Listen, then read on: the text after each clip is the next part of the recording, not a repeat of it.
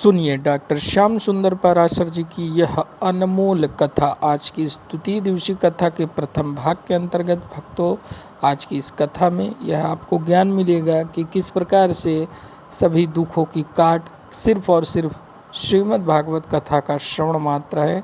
यदि इस कथा को जिस भाव को लेकर आप सुनेंगे, कोई आपकी मन की इच्छा है उसे आप अपने मन में धारण करें और इस कथा को पूरा सुने, वह इच्छा आपकी जल्द से जल्द पूरी होगी। यही श्रीमद् भागवत कथा का महात्म्य भक्तों, तो ध्यान से सुने। श्री राधे राधे। परम मंगलमय परात्पर परम अखिलेश्वर प्रभु श्री हरि की वांगमय प्रति स्वरूपा श्रीमद् भागवत महापुराण सप्ताह ज्ञान यज्ञ में उपस्थित हो गए समस्त भगवत चरणानुरागी बंधुओं एवं श्रद्धामयी माताओं, कल हम सबने श्रीमद् भागवत का महात्म्य श्रवण किया कि भक्ति ज्ञान वैराग्य, ज्ञान वैराग्य की मूर्छा में भक्ति भी दुखी है। इसका मतलब क्या हुआ? आप में चाहे जितनी भक्ति हो, परंतु भगवत तत्व का ज्ञान कुछ भी नहीं, जगत से वैराग्य किंचित भी नहीं, तो आपकी भक्ति भी अपूर्ण है और खिन्न है, उदास है। भक्ति के पुत्र हैं ज्ञान वैराग्य। माँ अपने पुत्र को स्वस्थ देख करके प्रसन्न होती है। ऐसे आपके जीवन में ज्ञान वैराग्य समन्वित भक्ति होगी, तभी वो भक्ति पूर्णता को प्राप्त करके पुष्ट होगी। और श्रीमद् भागवत के श्रवण करने से जैसे भक्ति नाचने लगी, क्योंकि ज्ञान वैराग्य तरुण हो गए, स्वस्थ हो गए।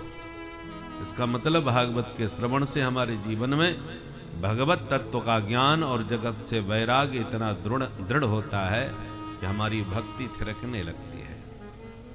दूसरी बात, जीवन में किसी को भी उदास, निराश, हताश होने की आवश्यकता नहीं। कितना भी पतित, कितना भी अधमाधम प्राणी क्यों ना हो, परंतु श्रीमद् भागवत तो धुंधकारी जैसे महापतित पापी प्रेतों को भी पवित्र बनाने में समर्थ है। ये दो बातें आपने महात्म्य में कल श्रवण की।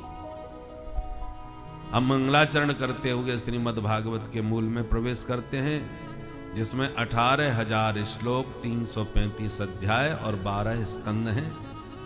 प्रथम स्कंद के प्रथम अध्याय में ब्रह्म सूत्र के द्वारा मंगलाचरण का शुभारंभ किया। जन्माद्यस्य यतः, मंगलाचरण करते हुए व्यास जी कहते हैं सत्यम परम धीमहि। हम परम सत्य का ध्यान कर रहे हैं। परम सत्य कौन है?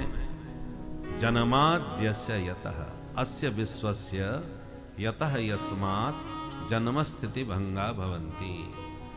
जिस परमात्मा के द्वारा जगत का जन्म, पालन और संहार तीनों किए जाते हैं, उस परमात्मा को हम प्रणाम करते हैं, उसका ध्यान करते हैं। कैसा है वो? अन्वयात इतरतः, जगत में अनुगत भी है और उससे इतर भी है। अभिज्ञ स्वराट, जो सर्वज्ञ भी है और स्वप्रकाश भी है। तेने ब्रह्म हृदय आदि कवै, सृष्टिकर्ता ब्रह्मा को भी जिन्होंने सृष्टि के आदि में वेदों का ज्ञान कराया था, जबकि वेदों के तात्पर्य को जानने में मुह्यन्ति यतसूरयः, बड़े बड़े विद्वान वेदों के तात्पर्य को जानने में व्यामोहित हो जाते हैं। तेजो वारि मृदाम यथा विनिमयो यत्र त्रिशर्गो मृषा, ये जो त्रिगुणात्मक सत्व रज तम से बना हुआ जो जगत जाल है, ये उस परमात्मा की सत्य सत्ता के प्रभाव से सत्यवत प्रतीत होता है। कैसे? तेजो वारी मृदाम यथा, जैसे तपती धूप में सड़क पर आपको पानी भरा सा दिखता है, जबकि पानी की बूंद भी नहीं होती। ये मृग तृष्णा का जल होता है। दिखाई तो पड़ता है पर होता नहीं। उसी प्रकार जगत दिखाई तो पड़ता है, परंतु सत हरि भजन जगत सब सपना, सपने की तरह व्यर्थ है। इसकी स्वतंत्र सत्ता कुछ भी नहीं है। धामना स्वेन सदा निरस्तकोकम। जब अपने स्वरूप का ज्ञान हो जाता है तो कपट रूप माया के द्वारा दिखाया हुआ ये जगत जाल उसी क्षण निरस्त हो जाता है, समाप्त हो जाता है। ऐसे उन सच्चिदानंद परमेश्वर का हम सब मिलकर के ध्यान करते हैं। बोल सच्चिदानंद भगवान की जय। दूसरे श्लोक में अनुबंध चतुष्टय बतलाया। धर्म प्रोज्झित कैतमूत्र परमो निर्मत्सराणाम सताम। इस ग्रंथ में निष्कपट परम धर्म का निरूपण किया गया है, जो मात्सर रहित श्रोता हैं वही इसके उत्तम अधिकारी श्रोता है। निर्मत्सराणाम सताम। भागवत सुनने से लाभ क्या होता है? अत्र वास्तव वस्तु वेद्यम। इसके श्रवण करने से वास्तव वस्तु का ज्ञान होता है। वो वास्तव वस्तु क्या है? जगत, जीव और माया, तीनों को वास्तव के रूप में जाना जाता है। तीनों का ज्ञान हो जाएगा। तीनों का ज्ञान होने से क्या होगा? शिवदम। जिसको ज्ञान हो गया उसी का कल्याण हो जाएगा। और तापत्रयोन्मूलनम, दैहिक दैविक भौतिक तीनों तापों का सर्वथा उन्मूलन हो जाएगा। और इतना ही नहीं होगा, महामुनि वेदव्यास जी के द्वारा ये जो श्रीमद् भागवत की रचना की गई है, क्या इसको श्रवण करने के बाद में भी उस परमात्मा का अनुभव नहीं होगा? अर्थात अवश्य होगा। कितने दिनों बाद होगा? बोले सद्यः, शीघ्र ही। सद्यो हृदयवरुद्धते त्रिकृत विश्रुश्रोषभित्तत्क्षणा। शीघ्र ही जिसके मन में भागवत श्रवण की उत्कंठा अभिलाषा उत्पन्न हुई कि तत्क्षणात् ईश्वरः हृदय अवरुद्धते, उसी क्षण उसके हृदय में आकर के प्रभु अवरुद्ध हो जाते हैं, कैद हो जाते हैं। निगम कल्पतरोर गलितम फलम सुखमुखादमत द्रव संयुतम पिबत भागवतम रसमालयम मुहुरहो रसिका भुवि भावुका। निगम नाम है वेदों का। वेद रूपी कल्प वृक्ष का यह परिपक्व पका हुआ श्रीमद् भागवत रूपी फल है, जो सुखदेव जी के माध्यम से हम सबको सुलभ हुआ है। वृक्ष के ऊपर, वृक्ष की शाखा में बहुत ऊपर फल लटका हुआ था, एकदम पका हुआ भी था। हम खाना चाहते थे परंतु वो न तो वहां तक पहुंच पा रहे थे, न पत्थर मार पा रहे थे, इतना निशाना भी ठीक नहीं है, और न चढ़ के जाने में समर्थ हैं कि वहां जाके तोड़ लाएं। केवल फल को देख करके मन ही मन ललचा रहे थे। इतना बढ़िया रसीला परिपक्व फल लटका है, पर इतना दूर है, क्या करें। इतने में उड़ता हुआ एक तोता आया, उसी फल के ऊपर बैठ गया। फल का पारखी होता है तोता। उसने तोते ने उसी फल को काटना चालू कर दिया। जब दो चार जोड़ जोड़ से चंचु प्रहार किया, फल टपक गया और सीधे आके आपकी झोली में गिरा। न आपको चढ़ के जाना पड़ा, न लाठी लानी पड़ी, न पत्थर मारना पड़ा, और बिना किसी प्रयास के रसीला फल अपने आप आकर के आपकी गोदी झोली में गिरा। यह है सुख की कृपा, तोता की कृपा। उसी प्रकार श्रीमद् भागवत रूपी रसीला फल वेद की उच्च शाखा के ऊपर लटका हुआ था। सामान्य जीवों के लिए सर्वथा सुलभ नहीं था, किंतु सुखदेव भगवान की कृपा से उन्होंने ऐसा चंचु प्रहार किया कि तुरंत वह रसीला भागवत रूपी फल हम सब की झोली में आकर के गिरा है। बोलो भागवत भगवान की जय। इसलिए हे रसिक जनो, हे भावुक जनो, आओ और इस वेद की शाखा से निकला हुआ रसीले इस रसमय फल का वारंवार पान कियो, वारंवार पान करो। जितनी बार पियोगे उतना ही स्वाद आएगा। इस रस से कभी किसी को तृप्ति नहीं होती। बोलो भागवत भगवान की जय। प्रथम अध्याय में सौनकादि ऋषियों ने सूत जी से 6 प्रश्न पूछे। उसमें पहला प्रश्न है, महाराज घोर कलयुग आ गया है, लोगों की बुद्धि भी मंद है और भाग्य भी मंद है, ऐसे मंद भागी जीवों का कलयुग में कल्याण कैसे होगा। दूसरा प्रश्न यह है कि हमारे शास्त्र बहुत सारे हैं, 4 वेद हैं, 18 पुराण हैं, 6 शास्त्र हैं, इन सबको हम नाम तक नहीं जानते, पढ़ेंगे क्या। और पढ़ना भी चाहें तो बुद्धि में समझने की सामर्थ्य नहीं है। इसलिए सभी शास्त्रों का सार क्या है वो निचोड़ निकाल के आप बता दीजिए। तीसरा प्रश्न यह है कि भगवान सर्वशक्तिमान है, सर्वसमर्थ हैं, तो फिर बार बार उनको अवतार लेके धरती पर आने की क्या आवश्यकता पड़ती है। चौथा प्रश्न यह है कि भगवान अवतार लेते हैं तो कितने अवतार लिए हैं, क्योंकि आजकल भारत में आए दिन नए नए भगवान पैदा हो जाते हैं, तो आखिर के भगवान ने अवतार लिए कितने इस धरती पर। पांचवा प्रश्न यह है कि किस अवतार में क्या क्या लीला चरित्र उनके हुए, वो सब लीला चरित्रों का विस्तार से वर्णन करें। और छठवां प्रश्न यह है कि भगवान जब लीला संवरण करके अपने धाम को चले जाते हैं, तब ये फिर धर्म किसकी शरण में जाता है, किसके आश्रय में रहता है। ये 6 प्रश्न है। किम श्रेयः शास्त्र सारः कः स्वावतार प्रयोजनम किम कर्म केवताराश्च धर्मः कम शरणं गतः। इन प्रश्नों को सुनकर के सूत जी बड़े प्रसन्न हो गए, बोले महात्माओं पहले अपने गुरुदेव का ध्यान कर लें, फिर आपके प्रश्नों का जवाब देते हैं। और 2 श्लोकों में गुरु वंदना करी। यम प्रव्रजन्तमनुपेतमपेत कृत्यम द्वैपायनो विरह कातर आजुहाव पुत्रेति तन्मयतया तरवो विनेदो तम सर्वभूत हृदयं मुनिमानतोऽस्मि यस्वानुभावमखिल श्रुतिसारमेक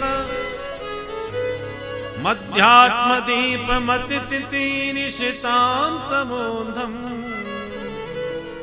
संसारिणां करुणयाः पुराणगुह्यं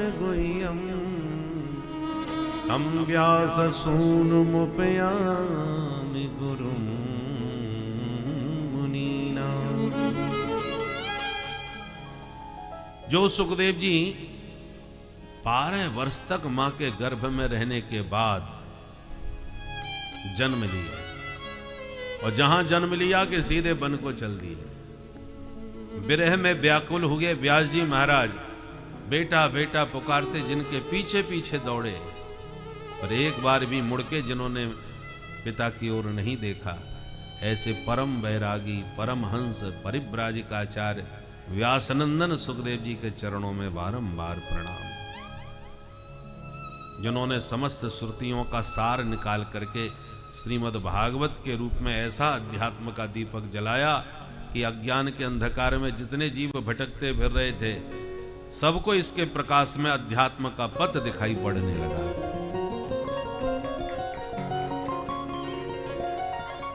दीपावली आने वाली है, घी के तेल के दीपक हम हर साल जलाते हैं, और श्रीमद् भागवत क्या है, अध्यात्म दीप मतितिरीशिताम तमोंधम। अज्ञान के अंधकार में हम सब जीव न जाने कब से भटकते फिर रहे थे, और श्रीमद् भागवत वो अध्यात्म का दीपक है जो भगवत प्राप्ति के अध्यात्म मार्ग को स्पष्ट दिखा देता है। और कृपा करुणा करके व्यासनंदन सुखदेव जी ने यह दीपक जलाया है। ऐसे जगत गुरु भगवान व्यासनंदन सुखदेव जी को हम बारंबार प्रणाम करते हैं। सूत जी कहते हैं, ऋषियों लोक मंगल की भावना से तुम्हारे प्रश्न बड़े सुंदर हैं। सबई पुंसाम परो धर्मो यतो भक्तिरधोक्षजे अहेतुक्य प्रतिहता ययात्मा संप्रसीद विदति। प्राणी मात्र का एक ही परम धर्म है कि भगवान के चरणारविंद में ये न केन प्रकारेण प्रेम हो जाए, क्योंकि राम ही केवल प्रेम प्यारा। भगवान पदार्थों से, तुम्हारे वैभव से, तुम्हारी योग्यता से, गुणवत्ता से प्रभावित नहीं होते हैं। यदि आचार विचार से ही भगवान बहुत ज्यादा रीझते तो बहेलिया पर क्यों रीझ गए? बहेलिया का तो कोई आचार विचार नहीं होता। व्याधस्याचरणम। यदि कोई ये कहे कि भगवान तो बूढ़े बुजुर्गों को ही मिलते हैं, हम तो अभी बच्चे हैं, हमको अभी से भगवान थोड़ी मिल जाएंगे। भगवान के यहाँ उम्र नहीं देखी जाती, तुम बच्चे हो कि जवान हो कि बुढ़े हो। ध्रुवस्य च वयः। ध्रुव जी की कितनी उम्र थी? 5 साल की उम्र में ही तो पा लिया उन्होंने। तो बुजुर्गों को ही मिलेंगे इसकी कोई गारंटी थोड़ी है, बच्चों को भी मिल जाते हैं।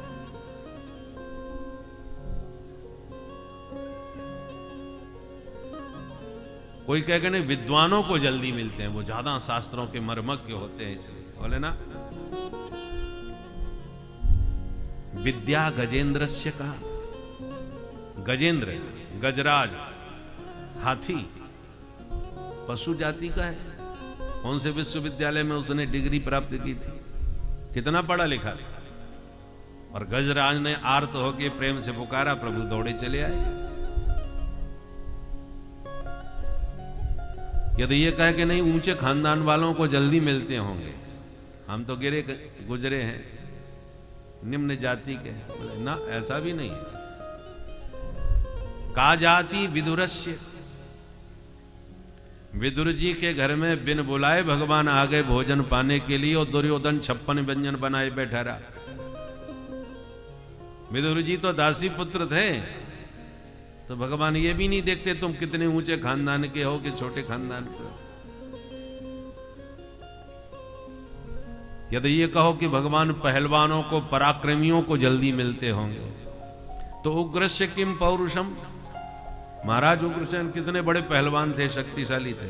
उनके बेटा कंस ने उन्हें पकड़ के जेल में पटक दिया, और भगवान ने उन्हीं उग्रसेन को जेल से निकाल के राजा बनाया और दुष्ट आतताई कंस का अंत किया। तो भगवान ये नहीं देखते, यदि पराक्रम देखा होता तो कंस पर जल्दी कृपा की होती, वो ज्यादा पहलवान था। तो शक्ति प्रदर्शन भगवान के यहां महत्व नहीं रखता।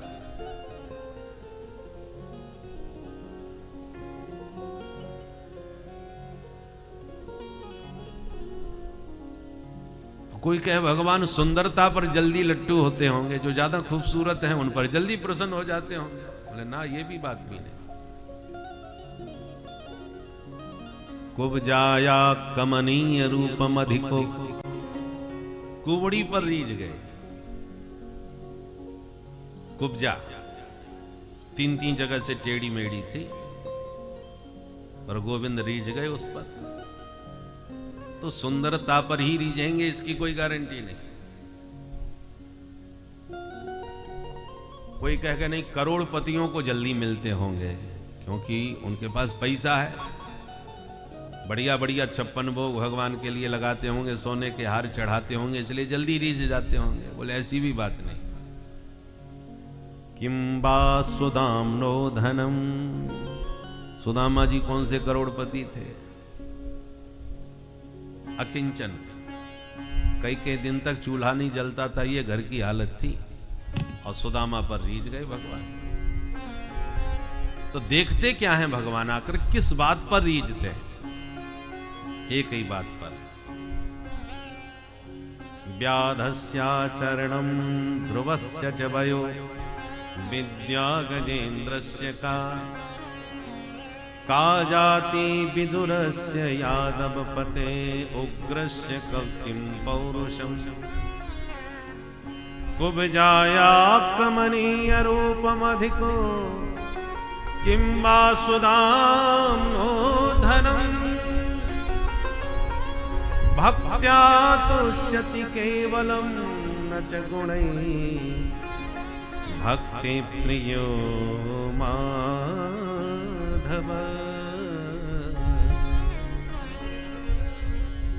भगवान गुणों पर नहीं रीझते हैं।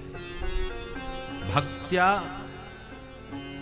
तुष्यति केवलम, भगवान केवल आपके मन की भक्ति देखते हैं। तुम्हारे मन में हमारे प्रति, भक्ति माने प्रेम, भक्ति माने भगवान के प्रति रति, अनुराग, जिसमें भी हो, बस जहां जिसमें अनुराग दिखाई पड़ा उसी पर रीझ जाते हैं। इसलिए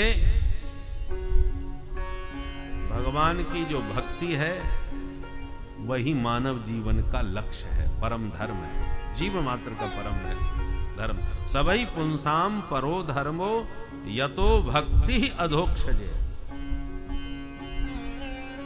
अधोक्षज भगवान श्री हरि के चरणारविंद में निष्काम निष्कपट भक्ति का उदय हो जाना ही जीव का परम धर्म है। और यदि ऐसी दिव्य पवित्र भक्ति आपके भीतर आ गई तो जनयत्याशु वैराग्यम या ज्ञानम च यद हेतुकम, उस निर्मल पवित्र भक्ति के गर्भ से ही भगवत तत्व का ज्ञान और जगत से वैराग्य अपने आप प्रकट हो जाएगा।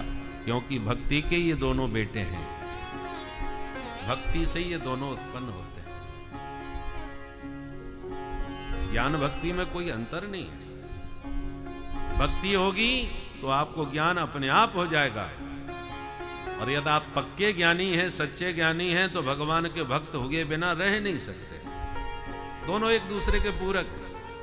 भक्ति का परिणाम ज्ञान, ज्ञान का परिणाम भक्ति।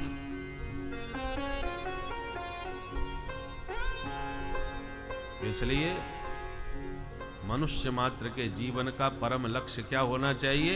जीवस्य तत्व जिज्ञासा। उस परम तत्व को जाने, उससे प्रेम करें।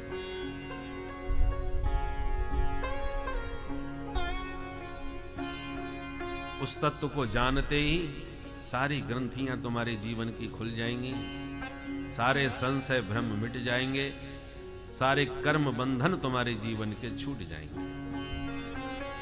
इसलिए उस परम तत्व को जानो, यही मानव जीवन की सार्थकता है। खाना पीना सोना, बच्चे पैदा करना, परिवार का भरण पोषण करना, ये हमसे ज्यादा पशु पक्षी जानते हैं। भरण पोषण लालन पालन तो वो भी अपने बच्चों का कर ही लेते हैं, और वही हमने सीख लिया। और मनुष्य जीवन में हमने भी यही सब करना सीख लिया, तो क्या किया? फिर क्यों कहा गया बड़े भाग्य मानुष तनु पावा? जो वो कर रहे हैं सो हम कर रहे हैं। जीव जंतुओं में हम में अंतर क्या रह गया? अंतर सिर्फ इतना है कि उस परम तत्व को जानने में हम मनुष्य समर्थ हैं, पशु पक्षी समर्थ नहीं है। विधाता ने हमको जो बुद्धि विवेक दिया है वो पशु पक्षियों के पास नहीं है। इसलिए पशुता से ऊपर उठो और भगवत तत्व को जानने का प्रयास करो, तब आपका मानव बनना धन्य और सार्थक होगा।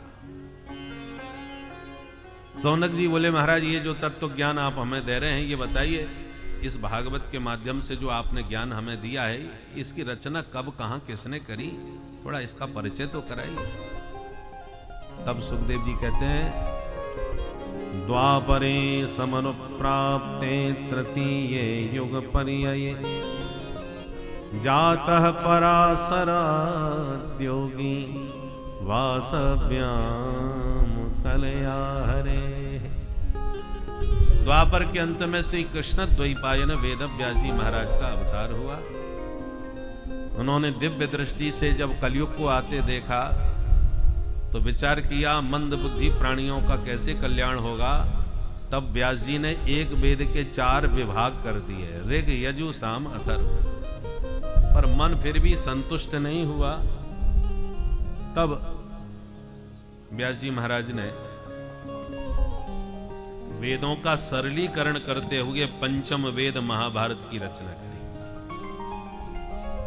जिसमें 1,00,000 श्लोक हैं। और मन फिर भी संतुष्ट नहीं। तब पुराणों की रचना करी, 17 पुराण लिखे। इतने पर भी जब मन प्रसन्न नहीं हुआ तो सिर पकड़ के बैठ गए, अब मैं क्या करूं। नारद जी आए, नारद जी को देखकर व्यास जी ने प्रणाम किया, पूजन किया, आसन दिया। तो नारद जी ने प्रश्न किया, अरे पाराशर जी बड़े परेशान बैठे हो, क्या बात हो गई, तुम्हारा मुंह क्यों लटक रहा है? पाराशर्य महाभाग भवतः कच्चिदात्मना परितुष्यति शारीर आत्मा मानस एव वा। हे पराशर नंदन, आपकी परेशानी का कारण क्या है? मुंह लटकाए ऐसे खिन्न क्यों बैठे हो? व्यास जी ने कहा, देवर्षि मैंने बड़े बड़े ग्रंथ लिखे, पर न जाने क्यों मेरा मन संतुष्ट नहीं हो पा रहा, प्रसन्न नहीं। कारण क्या है ये मैं भी नहीं समझ पा रहा। नारद जी बोले, हम बताते हैं कारण। आपने ग्रंथ बहुत लिखे हैं व्यास जी, पर उसमें विधि निषेध की ही बातें ज्यादा करी हैं, ऐसा करो ऐसा मत करो। पर जब तक प्रभु के गुण गणों की गंगा नहीं बहाओगे, प्रभु के चरित्रों का, लीलाओं का वर्णन नहीं करोगे, तब तक चैन नहीं पाओगे। क्योंकि जो विधि निषेध से ऊपर उठे दिव्य परमहंस संत हैं, वो तो भगवान के चरित्रों का ही श्रवण करके आनंदित होते हैं। जीवन मुक्त ब्रह्म पर चरित सुनहि तज ध्यान। उनके लिए कुछ करो, प्रभु के चरित्र गाओ। मुझे देखो, मैं दासी पुत्र था पूर्व जन्म में, पर संतों की शीत प्रसादी पाते पाते, संतों के मुख से भगवान की कथा सुनते सुनते इतना भगवान का प्रेम हृदय में उमड़ा कि उन संतों की कृपा से वो दासी पुत्र नारद इस जन्म में ब्रह्मा का पुत्र बन के पैदा हो गया। और एक दिन मस्ती में मैं भगवान का नाम संकीर्तन गा रहा था, झूम झूम के नाच रहा था, भगवान के प्रेम में डूबा हुआ, कि मेरे संकीर्तन से प्रभु ने प्रसन्न होकर के मुझे दर्शन दिया। मैं प्रभु के चरणों में लिपट गया, उनकी छवि निहार करके, और मैं प्रेमाश्रु प्रवाहित कर रहा था। प्रभु का दर्शन करके आनंद में डूबा जा रहा था कि भगवान ने मुझ पर प्रसन्न होकर के अपने कर कमलों से ये वीणा मुझे थमा दी और कहा, वत्स इस वीणा पर मेरे गुण गाते हुए संपूर्ण ब्रह्मांड में विचरण करो। नारद जी कहते हैं, जब से ये वीणा मेरे हाथ लगी, ये वीणा कोई सामान्य वीणा नहीं है। कैसी है वीणा? नारद जी अपनी वीणा की विशेषता सुना रहे हैं।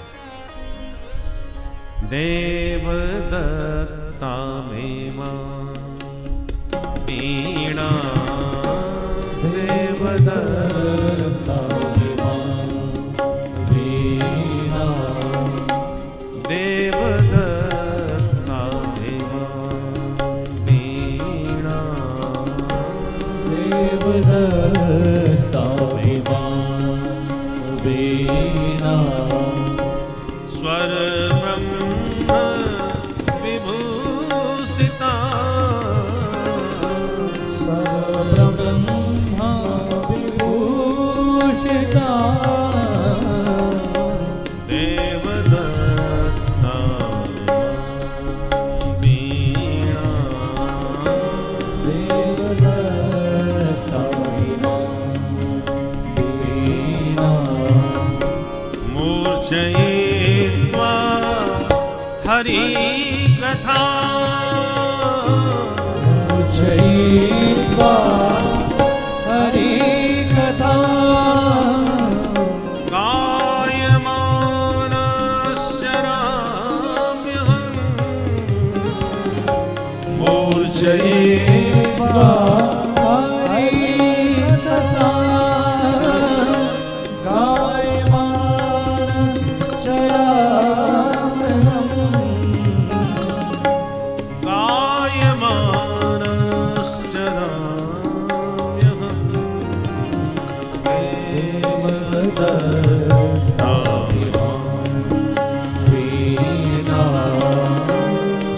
देवदत्ता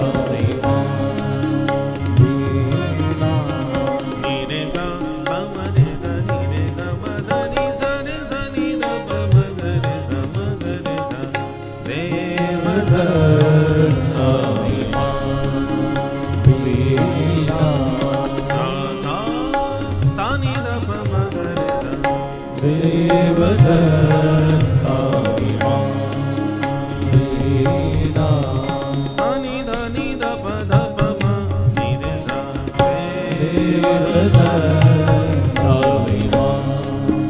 वीणा मूर्छयित्वा हरि कथा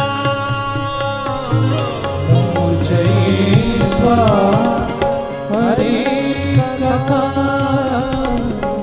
मूर्छयित्वा निरे ग म ध म ध सा सा मूर्छयित्वा हरि कथा मूर्छयित्वा सा सा ग म ध नि ग म ध नि ग म ध नि सा सा सा मूर्छयित्वा हरि कथा गायमानश्चराम्यहम्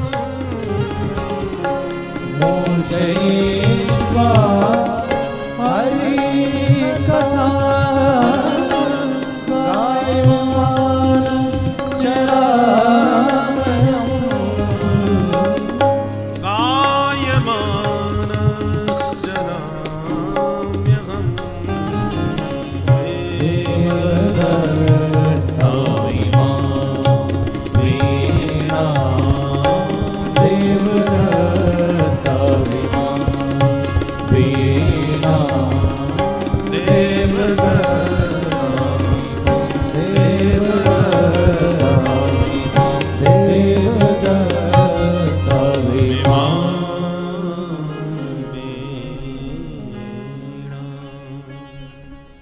नारद जी कहते हैं इमाम वीणाम देवदत्ताम, मेरे हाथ में ये जो वीणा है वो साक्षात भगवान के कर कमलों से दी हुई है।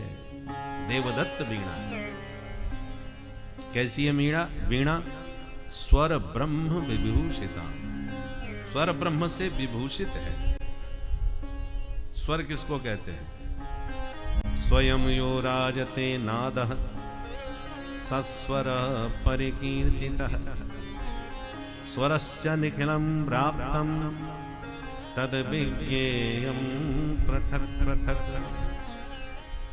स्वर वह है जिसको सुनकर के शरीर रोमांचित हो जाए, मन रंजित हो जाए, हृदय हर्षित हो जाए, उसका नाम स्वर है। स्वर ब्रह्म है।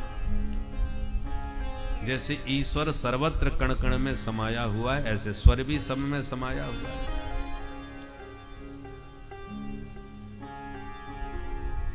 किसी को भी बजाओ ध्वनि होगी, स्वर तो सब में है।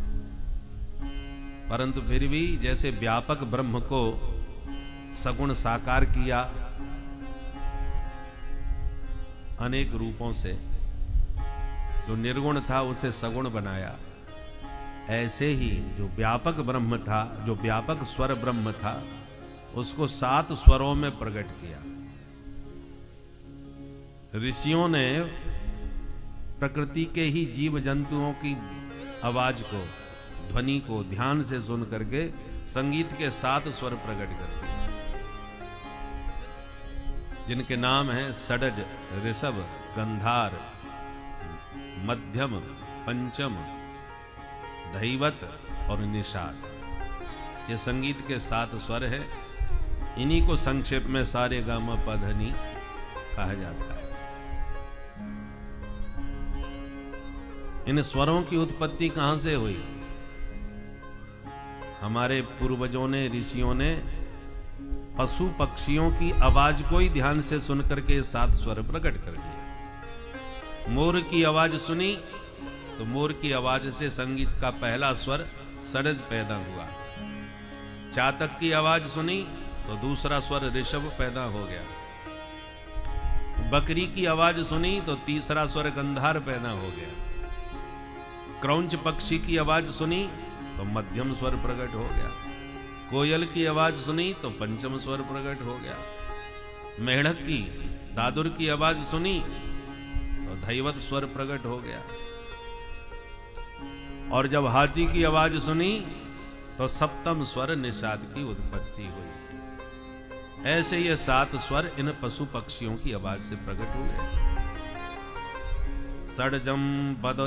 षड्जम बदेद मयूरो ही ऋषभम चातको बदेद अजा बदति गंधारम क्रौंचो बदति मध्यमम पुष्प साधारणे काले कोकिलः पंचमो बदेत दर्दुरो दैवतं चैव निषादं च बदेत गजः। ऐसे ये 7 स्वर प्रकट हुए संगीत के। इन 7 स्वरों में 4 कोमल और 1 तीव्र। कोमल स्वर है रेगा धानी और तीव्र स्वर है मध्यम। तो 7 शुद्ध, 4 कोमल, 1 तीव्र, सब मिला के कितने हो गए? 12 स्वर। अब इन 12 स्वरों से ही सारे राग रागनियों का निर्माण हुआ है। जैसे पाणिनि के 14 सूत्र अयुण ऋल ऋक आदि के द्वारा संपूर्ण व्याकरण प्रकट हुआ, ऐसे ही संगीत के इन 12 स्वरों में संपूर्ण राग रागनियां। समस्त संसार उस प्रभु की दया का एकमात्र प्रतीक है कि किस प्रकार से प्रभु ने संसार को वह हर जीव मानव को निःशुल्क दिया जिसके उसे सबसे अधिक आवश्यकता थी, किंतु फिर भी मानव प्रभु के इस उपकार को भूलकर प्रभु को ही भूलता चला गया, जिससे आज उसके जीवन में कितनी कठिनाइयों का सामना उसे करना पड़ता है। मुख्य कारण यही है कि परमात्मा को भूलना। अगर वह परमात्मा को याद रखे, ईश्वर को याद रखे, तो उसके जीवन में कभी दुख आएगा ही नहीं। इसीलिए इस जीवन का, इस शरीर का, इस योनि का जो सबसे बड़ा लक्ष्य है, उसे प्राप्त करने के लिए प्रयास शुरू कर दें। धीरे धीरे प्रभु का ध्यान करने से, प्रभु का कथा श्रवण करने से धीरे धीरे आपके मन में प्रभु के प्रति प्रेम प्रकट होगा। प्रेम एक साथ नहीं, तुरंत नहीं प्रकट होता। प्रेम प्रकट होने में समय लगता है। धीरे धीरे आप कथा सुनते रहेंगे, एक समय ऐसा आएगा कि बिना कथा सुने आपसे नहीं रहा जाएगा। वह प्रेम ही है जिससे उस अवस्था में आप पहुंच जाएंगे कि जिस अवस्था को साधारण भाषा में भक्ति कहा जाता है, और उस समय आप भक्त बन जाएंगे और प्रभु आपके सभी कष्टों का निवारण कर देंगे। भक्तों, श्री राधे राधे। शब्द ब्रह्म है। जो वेद मंत्र बोले जाते हैं उसके उच्चारण में ही तो शक्ति है। शब्द ब्रह्म की शक्ति है। इसलिए वेद को पहले वेदों की किताबें नहीं होती थी, पुस्तकों में नहीं होता था। गुरुदेव सुनाते थे, शिष्य सुनते थे, और जैसा उन्होंने सुना वैसा ही वो हृदयंगम कर लेते थे, सुन के धारण कर लेते थे। इसलिए वेदों का नाम पड़ गया श्रुति। श्रुति माने वेद। क्योंकि यदि जो आजकल किताबों में लिख दिया गया है, परंतु यदि कोई गुरु मुख न करे, गुरु से न सुने, तो लिखा कुछ है, बोला कुछ जाएगा। किस अक्षर में कितना ठहराव होना चाहिए, ये लिखने से कैसे पता चलेगा? अब ये तो गुरुदेव जब उच्चारण करके बताएंगे तभी शिष्य सुन करके सही ढंग से उसको हृदयंगम कर पाएगा। इसलिए कोई मंत्र पढ़ रहा हो तो उसके मंत्र के उच्चारण से पता चलता है कि ये मनमुखी है कि गुरुमुखी है, उसका उच्चारण बता देगा। तो स्वर ज्ञान, स्वर साक्षात ईश्वर का स्वरूप ही है। संगीत प्रेमियों से कहो ईश्वर क्या है, ईश्वर कहाँ है, तो वो कहते हैं ईश्वर। ये जो स्वर है हमारा, यही हमारा ईश्वर है। रामचरितमानस की एक चौपाई का एक संगीतकार बहुत बढ़िया अर्थ करते थे। बोले बड़े भाग्यमान उस तन पावा, बड़े भाग्य से हम सबको मनुष्य शरीर मिला है। अर्थ स्पष्ट है, किंतु आगे का अर्थ वो करते हैं सुर दुर्लभ। बोले मनुष्य शरीर तो सबको मिल गया, पर सुर दुर्लभ, ये सुर सबको नहीं मिलता। सुरीले लोग बहुत महत्वपूर्ण होते हैं, कम ही होते हैं। सुरीला मनुष्य शरीर मिल गया, पर सुर दुर्लभ है, सुर सबको नहीं मिलता। एक बार भीमसेन के मन में संगीत सीखने की इच्छा हो गई। अब वो पहलवान व्यक्ति, पहलवान लोग सुरीले हों, ये बहुत कठिन काम है। अब भीमसेन ने पहलवानी तो खूब करी, परंतु सुना कि हमारे कन्हैया बंसी वाले हैं और संगीत के बड़े प्रेमी हैं, तो संगीत वालों पर जल्दी रिझते होंगे। तो भगवान कृष्ण को प्रसन्न करने के लिए भीमसेन को भी भूत सवार हो गया, हम भी संगीतकार बनेंगे और संगीत से भगवान को प्रसन्न करेंगे। तो संगीताचार्य जी के पास गए, महाराज हमें कुछ संगीत सिखाओ। ठीक है, तो बता दी सरगम कि पहले स्वर का अभ्यास करो। तो सरगम सुना दी, बोले इसका निरंतर अभ्यास करो, रियाज करो, स्वर तब गले में ठहरेगा, तब समझ में आएगा। सारे ग म प ध नि सा, सा नि ध प म ग रे सा। संगीतकार ने बता दिया, भीमसेन ने समझ लिया। अब उन्होंने महाराज जो उनको रियाज का भूत सवार हुआ, तो अपने कमरे में बैठ करके जो गर्धब राग में गाना चालू किया। और उनको राग से कोई मतलब नहीं हो रहा, वो तो परम बैरागी, दूर दूर तक राग उनके गले में नहीं। सा और यो कर करके उन्होंने जब अभ्यास किया एक एक स्वर का, इतनी जोर से गाते थे कि पूरा महल गूंजता था, सब कान बंद करके बैठ जाते थे। पर डर के मारे हिम्मत नहीं किसी की, जो भीमसेन से कहते जरा शांत हो जाओ भैया, हम सो नहीं पा रहे। रात रात भर रियाज चले महाराज, पूरे महल में कोई सो न सके, और जो कहे कुछ तो भीमसेन का क्रोध सबको मालूम है, डर के मारे कोई की हिम्मत न पड़े। भगवान कृष्ण से कहा कि आपको प्रसन्न करने के लिए संगीतकार बनने जा रहे हैं ये, आप कृपा करो कुछ ऐसा करो कि कहीं बाहर जाके रियाज करें, नहीं तो महल में कोई सो नहीं पाएगा इनके चक्कर में। भगवान तो परम कुशल हैं। भीमसेन जब अलाप रहे थे, दहाड़ रहे थे, अलाप क्या कर रहे थे, दहाड़ रहे थे, तो भगवान पहुंच गए। वाह वाह वाह वाह, क्या बात है, क्या अद्भुत आपका कंठ है भीम भैया, गजब कर दिया। सो खुश हो गए, वाह आपको पसंद आया? बोले बेहद पसंद आया। और कुछ बताइए, हमारा मार्गदर्शन कीजिए, आप तो संगीत के परम आचार्य हो। भगवान बोले पर एक सुझाव हम आपको जरूर देंगे। क्या? बोले आप जैसे महान कलाकारों को ये महलों में रियाज नहीं करना चाहिए, आपको चाहिए प्रकृति की गोद में शांत एकांत में बैठ करके रियाज करो, तब बढ़िया तरीके से स्वर की उपासना होगी। तो महलों में विक्षेप होता है, कहीं कुछ बोल रहा है, कहीं कोई बोल रहा है, तो विक्षेप में थोड़ी स्वर साधना होती है, शांति में एकांत में होना चाहिए। बात समझ में आ गई? ठीक कह रहे हो, ठीक है, कल से हम जंगल में करेंगे। तो निकल जाते और एकांत जंगल में जा करके खूब अपना दहाड़ते, तो कोई किसी को कोई परेशानी नहीं है, चाहे जितनी जोर से चिल्लाते रहो। सबने चैन की सांस ली, बोले प्रभु आप वास्तव में बड़े कुशल हो। बुरा भी उनको नहीं लगा और झंझट भी खत्म हो गया। अब एक बार भीमसेन जब जोर से रियाज कर रहे थे, एक कुम्हार का गधा खो गया। वो बेचारा अपना गधा ढूंढता फिर रहा था, किधर चला गया, सोचा कि जंगल में तो नहीं निकल गया, तो वो खोजता खोजता आया। जैसी भीमसेन की आवाज कान में पड़ी तो उसको लगा कि मिल गया। सो आवाज के सहारे पहुंच गया भीमसेन के पास। भीमसेन ने जैसी उसको देखा एकदम नाराज, है मूर्ख इधर आ। अब वो तो बेचारा थर थर कांप गया। बोले ये बता, मैं एकांत में शांत अपना स्वर की साधना करने आया, तो तू यहां कैसे आ गया जंगल में? और सही सही बताना, झूठ बोलेगा तो मृत्यु दंड मिलेगा। अब बेचारा कुंभकार घबराया, मन में सोचा जब मरना ही है तो सही सत्य बोल के ही मरो, झूठ बोल के क्यों मरे?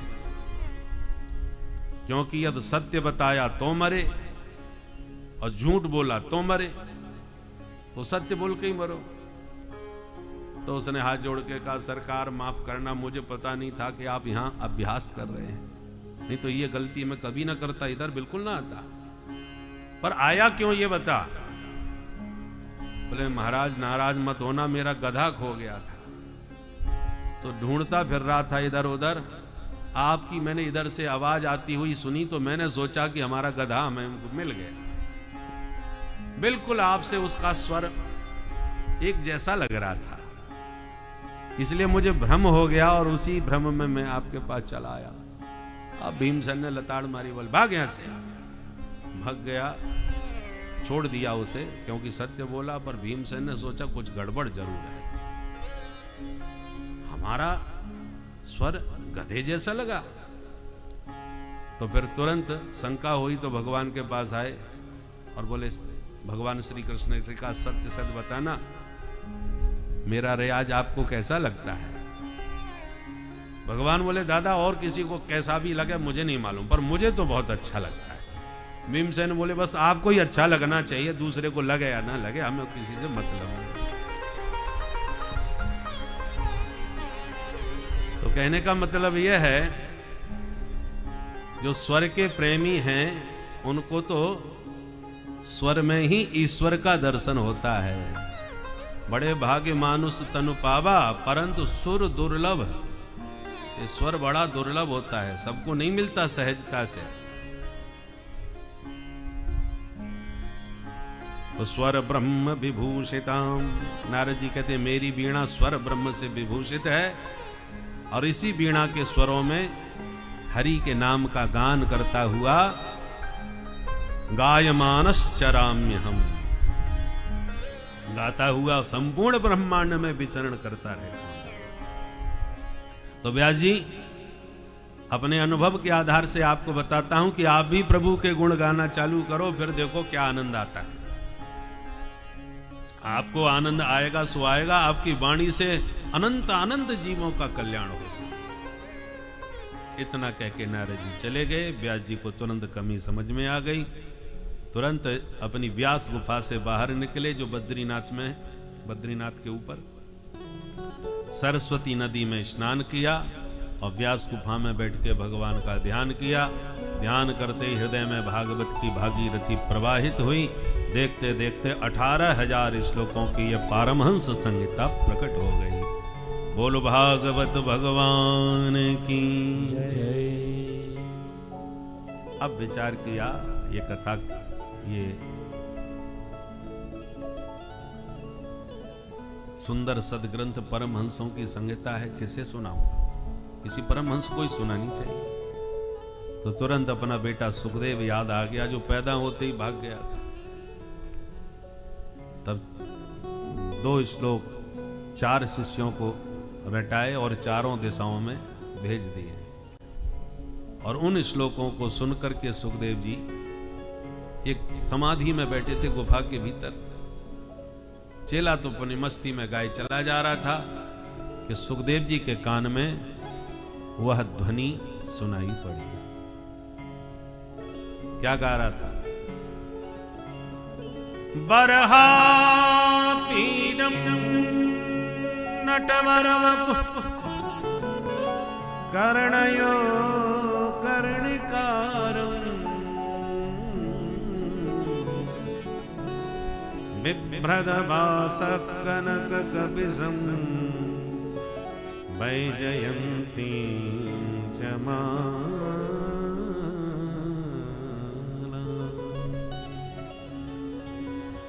रंध्राण वेणु रधर सुधया पूरयन गोप वृंदई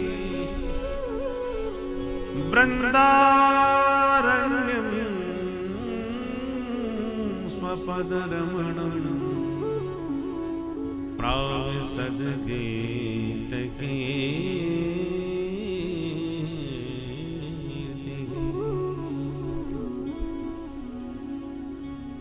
मोर पंख का मुकुट जिन माधव के सिर पर है, नटवर वेश है पीतांबर धारण किए हैं, वैजयंती माला कंठ में लहरा रही है, अधरों पर वेणु बजा रहे हैं, गैया चरा रहे हैं, ग्वालों से घिरे हुए हैं, वृंदा विपिन में प्रवेश पा रहे हैं। जो सुखदेव जी ने सुना और सुनते ही यह छवि हृदय में उतर गई। भाई ऐसे मोर मुकुट बंसी वाले से मिलना चाहिए, बड़ी प्यारी झांकी है। फिर मन में विचार आया, है तो बड़ा प्यारा सुंदर, और मैं दीवाना बन के दौड़ के उसके पास जाऊं और वो सीधे मुंह हमसे मिले ही नहीं, बात ही ना करे, तो हम तो ना इधर के रहेंगे ना उधर के, इसलिए किसी के झंझट में अपन को पड़ना ही नहीं। मन समझाया और पुनः ध्यान लगाया, तब तक दूसरा श्लोक कान में आया। पहले श्लोक में भगवान की रूप माधुरी का वर्णन था, पर दूसरे श्लोक में उनके स्वभाव का वर्णन था। बंसी वाले का स्वभाव कैसा है? अहो बकीयम स्तन कालकूटम, अहो बकीयम स्तन कालकूटम, जिघांसया पाय यदाप्यसाध्वी, जिघांसया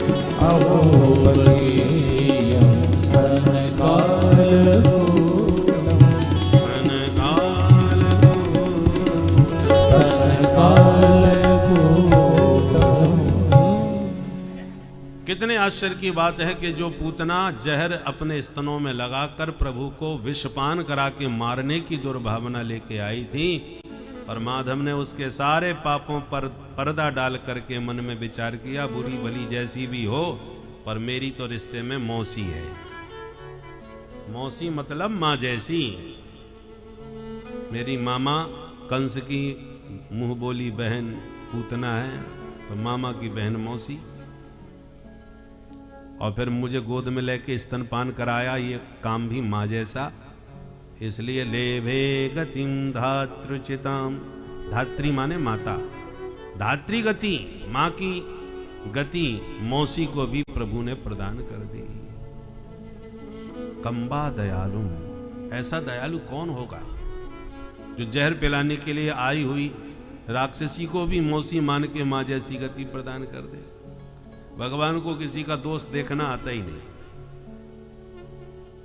खरे खोटे भगवान के यहाँ सब चल जाते हैं। जो नोट कहीं ना चले वो ठाकुर जी के दान पात्र में ही चलता है। बोलो राधे राधे। भगवान के यहाँ सब चल जाते हैं।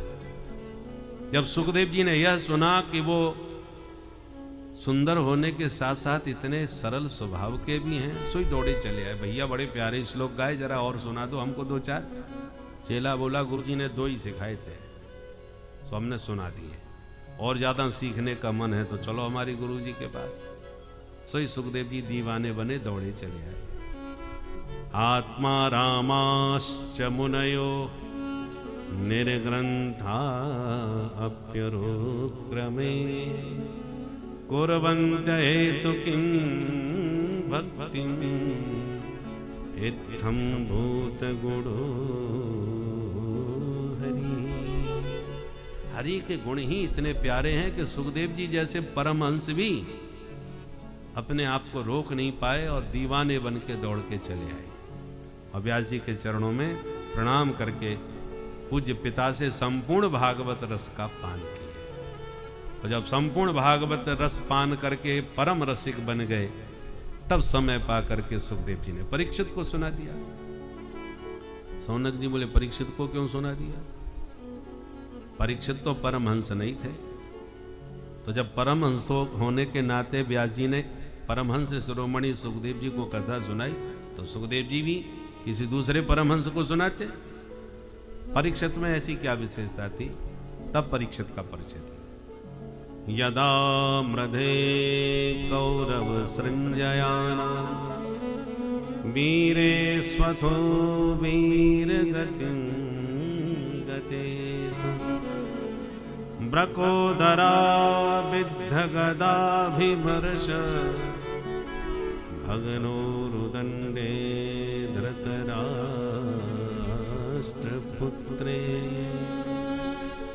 महाभारत में जब सब कौरव मारे गए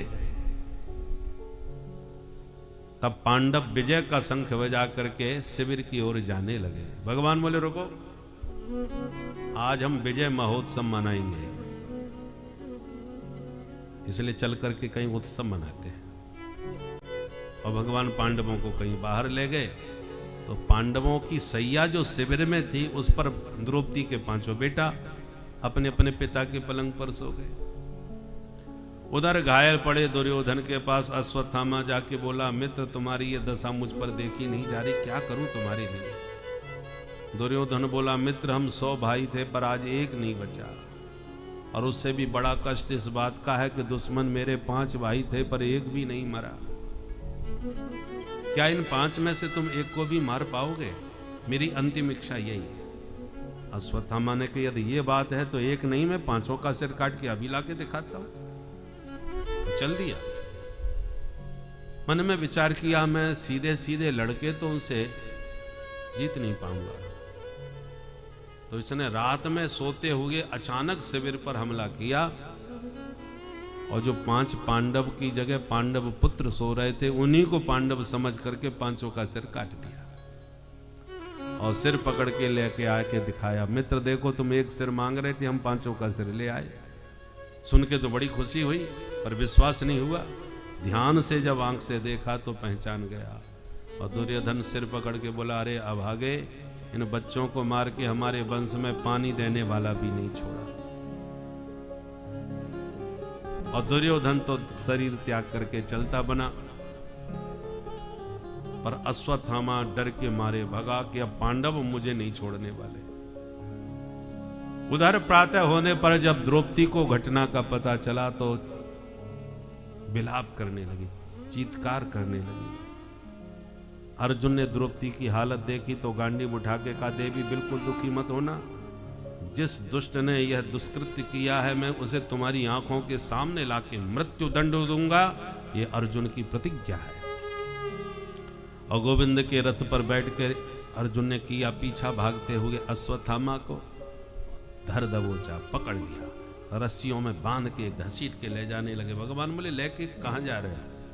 यही मारो इसे। अर्जुन ने कहा, मारूंगा तो अवश्य पर यहां नहीं, द्रौपदी के सामने, ताकि उसका हृदय शीतल हो। और लाके द्रौपदी के सामने अश्वत्थामा को खड़ा किया कि ये रहा, देवी द्रौपदी बोलो, इसने जो कृत्य किया है तुम इसे क्या दंड देना चाहती हो? द्रौपदी ने जैसी देखा अश्वत्थामा तो उठ के खड़ी हुई, चरणों में अश्वत्थामा के प्रणाम करने लगी। वाम स्वभावा कृपया नाम प्रणाम किया तो देखने वाले हैरान। जिस मां के 5 पुत्रों की हत्या हुई हो और हत्यारा तत्काल पकड़ा गया हो, भला उस हत्यारे को मां कभी प्रणाम कर सकती है? पर द्रौपदी प्रणाम कर रही है। अर्जुन ने कहा, ये तुम क्या कर रही हो देवी? यही हत्यारा है तुम्हारे बच्चों का। द्रौपदी ने कहा, मुझे पता है, परंतु हत्यारा बाद में है, पहले ब्राह्मण देवता है। हमारी कुल की परंपरा रही है ब्राह्मणों को प्रणाम करने की, इसका कर्म इसके साथ है, हमारा धर्म हमारे साथ है। हमारा धर्म कहता है कि ब्राह्मण कोई भी हो, कैसा भी हो, उसको प्रणाम करो। और फिर ये सिर्फ ब्राह्मण ही नहीं है, हमारे गुरुजी का बेटा भी है। गुरुजी का बेटा तो गुरुदेव के ही समान पूज्य होता है महाराज। इसलिए मैं तो प्रार्थना करूंगी, मुच्यता में स ब्राह्मणो नितराम गुरु। ब्राह्मण होने से और गुरुपुत्र होने के कारण एस मुच्यताम, इसे छोड़ दीजिए आप, क्योंकि मैं नहीं चाहती कि मेरी जैसी हालत कल तुम्हारी गुरु माता की भी हो गए। युधिष्ठिर जी बोले बिल्कुल ठीक कह रही हो देवी द्रौपदी, अर्जुन छोड़ दो इसे। अब भीमसेन की आंखें लाल, गरजते हुए बोले तुम सब छोड़ दो, पर मैं तो इसको जीवित नहीं छोड़ूंगा। इसने हमारे बच्चों को रात्रि में धोखे से मारा है। अर्जुन बोले मैं भी नहीं छोड़ूंगा, क्षत्रिय हूं, प्रतिज्ञा किए बैठा हूं। अब समस्या खड़ी हो गई, मार दिया जाए कि छोड़ दिया जाए। अर्जुन ने भगवान को इशारा किया, प्रभु आप ही कुछ फैसला करो, मेरी तो बुद्धि काम नहीं कर रही, मैं क्या करूं। भगवान ने इशारे में कहा, हमने तुमसे तभी कहा था जब तुमने इसको पकड़ा था कि यहीं निपटा दो, तुमने हमारी बात पर ध्यान नहीं दिया। अब मामला फंस गया, आतंकवादी जहां मिले वहीं निपटाओ, पकड़ के लाओगे, फिर मुकदमाबाजी करोगे, करोड़ों रुपए खर्च करोगे, बाद में पता चला उनके साथियों ने विमान हरण कर लिया, तो अब उनको छोड़ने जाओ। तो ये बाद के प्रपंच रखना ही नहीं चाहिए, क्योंकि शास्त्र कहते हैं, भगवान का वचन है कि अर्जुन शास्त्र की आज्ञा है, ब्रह्म बंधुर न हंतव्य। ब्राह्मण तो कितना भी गया गुजरा क्यों ना हो, पर उसको मारना नहीं चाहिए।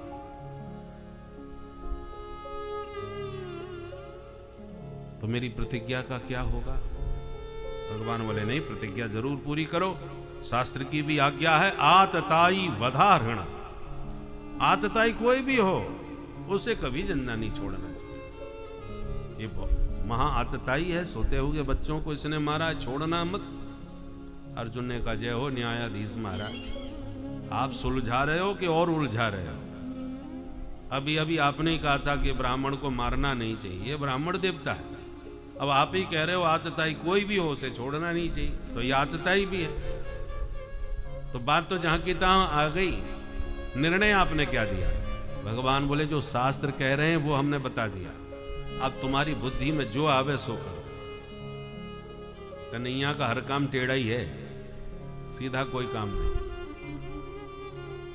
राम जी का हर काम आपको सीधा सीधा मिलेगा। राम जी का नाम देखो कितना सीधा है, राम, कोई भी बोल सकता है। और इनका नाम ही कितना टेढ़ा है, कृष्ण, कहने में जीव ही चक्कर खा जाए। बहुत से क्षेत्रों में कृष्ण लोग नहीं बोल पाते तो किशन बोलते हैं, किशन। राजस्थान में प्रसिद्ध शहर है ना किशनगढ़, जहां का पत्थर बहुत प्रसिद्ध है। लोग कृष्ण नहीं बोल पाते तो किशनगढ़ नाम पड़ गया। तो नाम के भी टेढ़े हैं और बोलने में भी कितने टेढ़े हैं। कितना टेढ़ा बोल रहे हैं समझ में ही नहीं आए। और केवल नाम और बोलने के टेढ़े नहीं है, जब भी जहां भी देखो टेढ़े मेढ़े ही नजर आएंगे। राम जी को कहीं भी देखो बिल्कुल सीधे खड़े दिखाई पड़ेंगे। कन्हैया को कहीं भी देख लो नीचे से ऊपर तक टेढ़े मेढ़े, चरण टेढ़े, कमर टेढ़ी, गर्दन टेढ़ी, चितवन टेढ़ी, ऊपर से मुकुट भी टेढ़ा, जलेबी की तरह एकदम टेढ़े मेढ़े ही रहते हैं। इसलिए राम चरित्र परम पवित्र और कृष्ण चरित्र महाविचित्र। राम जी का काम सब सीधा सीधा है। पर अर्जुन भी पक्के चेला हैं, गीता का ज्ञान सुने बैठे थे, इसलिए तुरंत समझ गए प्रभु क्या कहना चाह रहे हैं। मारना नहीं है पर छोड़ना भी नहीं। ऐसे कैसे मारना होगा भाई? तो गीता का सूत्र याद आ गया, संभावितस्य चा कीर्ति मरणादतिरिच्यते। मारना गला काटने से ही नहीं होता। प्रतिष्ठित व्यक्ति का बड़े समाज में घोर अपमान होना मृत्यु से भी बढ़कर के होता है। अश्वत्थामा के सिर से चमकती हुई मणि निकाल करके अर्जुन ने धक्का मार करके शिविर से बाहर भगा दिया, और यह घोर अपमान अश्वत्थामा के लिए मौत से भी बढ़कर के था। अपमानित होकर चला तो गया, पर अश्वत्थामा ने संकल्प लिया कि इस वंश में अब मैं किसी को जिंदा नहीं छोड़ूंगा। बचा भी तो कोई नहीं, पर एक है। अभिमन्यु वीर गति को भले ही प्राप्त हो गया, पर उसका बेटा उत्तरा के गर्भ से जन्म लेने वाला है, उसी से इनका वंश आगे चलेगा। वो नष्ट हुआ तो सारा वंश समाप्त। ऐसा सोच के अश्वत्थामा ने ब्रह्मास्त्र का प्रयोग उत्तरा के गर्भ पर कर दिया। और इधर भगवान पांडवों से विदाई मांग रहे थे, भैया अब तुम अपना घर संभालो, हम चल के अपनी द्वारका देखें। न चाहते हुए भी बड़े कष्ट के साथ पांडव विदा दे रहे थे भगवान को। और जैसे ही भगवान जाने के लिए रथ पर कदम रखे कि भवन के भीतर से भागती हुई उत्तरा ने आके प्रभु के चरण पकड़ लिए। पाहि पाहि महायोगिन देवदेव जगत्पते नान्यं त्वदभयं पश्ये यत्र मृत्यु परस्परम्। पाहि मां केशव पाहि मां। व्याकुल उत्तरा को देखकर प्रभु सब समझ गए अश्वत्थामा की करतूत है। अंगूठे के बराबर नन्हा रूप बना के भगवान उत्तरा के गर्भ में प्रविष्ट हो गए और तत्काल ब्रह्मास्त्र को अपने प्रभाव से शांत कर दिया। गर्भ में बैठे नन्हे से बालक परीक्षित ने भगवान की गर्भावस्था में गर्भ के भीतर ही छवि का दर्शन किया और हमेशा के लिए उस छवि को अपने नयनों में बसा लिया। भगवान उत्तरा के गर्भ से बाहर आए और उत्तरा को अभय दान दिया। उत्तरा चरणों में लिपट के कुछ बोल नहीं पाई। और भगवान जब पुनः चलने की तैयारी किए तो कुंती बुआ ने चरण पकड़ लिए। भगवान बोले, बुआ आप अपने भतीजे को प्रणाम कर रही हो। कुंती बुआ बोली, थोड़ी देर आप मौन हो जाओ सरकार, मैं आपसे कुछ कहना चाहती हूं। तो कहो। बोले, आप मौन इसलिए हो जाओ कि जब जब मैं आपकी भगवत्ता को पहचान कर कुछ बोलना चाहती हूं तभी आप बड़े प्यार से बुआ जी, जब प्यार से मुझे बुआ जी कह के पुकारते हो तो मुझे फिर भतीजा ही भतीजा दिखने लगता है, भगवत्ता भूल जाती हूँ। इसलिए आज मुझे अपने हृदय के भाव कह लेने दो। और 26 श्लोकों में बड़ी प्यारी स्तुति गाई।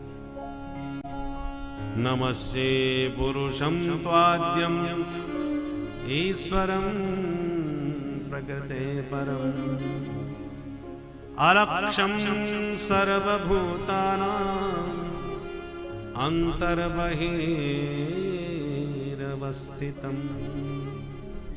कृष्णाय वासुदेवाय देवकी नंदनाय च नंदगोपकुमाराय गोविंदाय नमो नमः। हे आदि पुरुष नारायण, आपके चरणों में मेरा प्रणाम। कण कण में घट घट में रहते हुए भी आप किसी को नजर नहीं आते, ये कितना बड़ा आश्चर्य है। प्रभु, मैं भी आपको क्या पहचान पाऊंगी? बड़े बड़े सिद्ध संत आपको समझ नहीं सकते। सो जाने जहि देव जनाई, आपको वही जान सकता है जिसे आप स्वयं जनाना चाहें। मैं तो इतना ही जान पाई, मेरे भैया वसुदेव भाभी देवकी के बेटा हो आप, नंद को कुमार बन के ब्रज में खेलते हो, नंद सुत कहलाते हो। बस इससे ज्यादा मैं आपको क्या जान पाऊंगा। पर एक बात तो मैं जान गई कि मेरे ऊपर कृपा आपकी बहुत भरपूर है। आपने अपनी मां देवकी के बच्चों को तो नहीं बचाया, कंस ने एक एक करके मार दिए। 6 बच्चे मारे थे कंस ने देवकी के। और मैं आपकी बुआ हूं, मेरे 5 बच्चे थे, पर 5 में एक को भी आंच नहीं आने दी। आपने सबको सुरक्षित बचा लिया। आपकी कृपा के बिना संभव नहीं था। अब आप हमको छोड़ के जा रहे हो अपनी द्वारका, तो जाने से पहले बस एक आशीर्वाद वरदान देते रहो। क्या?